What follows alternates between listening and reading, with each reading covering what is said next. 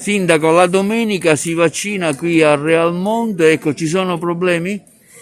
Anche questa giornata è andata benissimo, devo dire. Abbiamo fatto terze dosi, noi a Realmonte abbiamo superato il 90% delle vaccinazioni e per questo dobbiamo dire grazie anche all'ASP che ha collaborato con il comune di Realmonte. Abbiamo programmato sempre con esito positivo i punti vaccinali, la gente ha capito che l'unica soluzione per superare questo tunnel e vedere la luce è affidarsi alla medicina, alla scienza e quindi farsi vaccinare. Io sono convinta che bisogna affidarsi alla medicina, solo così si può superare la pandemia e tornare a vivere in modo sereno.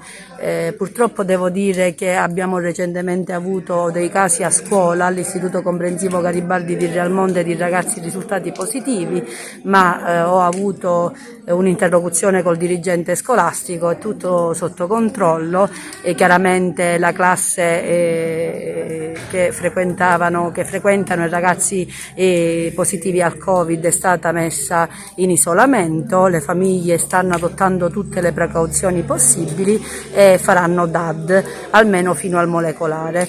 Quindi cosa dire? Invito la cittadinanza come sempre alla massima prudenza e cautela, bisogna indossare la mascherina, bisogna tenere un distanziamento fisico di almeno un metro, bisogna rispettare la legge e rispettare le regole, solo così si può insieme, facendo squadra, come dico sempre io, si può superare questo momento pandemico.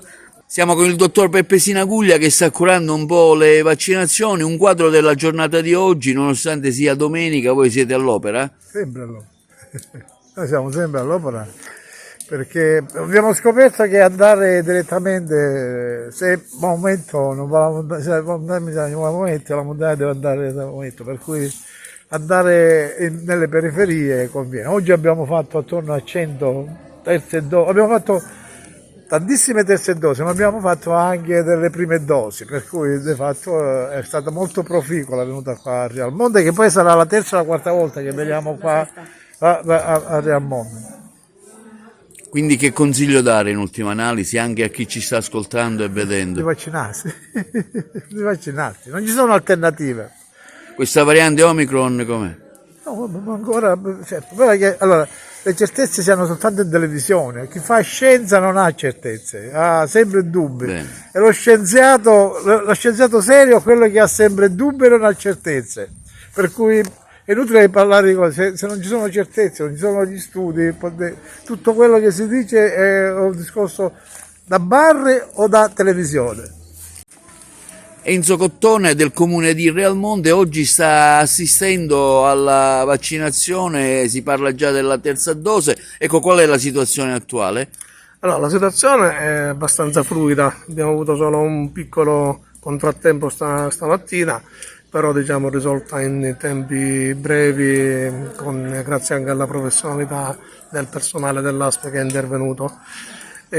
Siamo già alla terza dose e infatti tra i prenotati la stragrande maggioranza delle persone è per la terza dose, qualcuno per la prima dose e qualche altro diciamo per la seconda, però diciamo che l'invito a vaccinarsi per la terza volta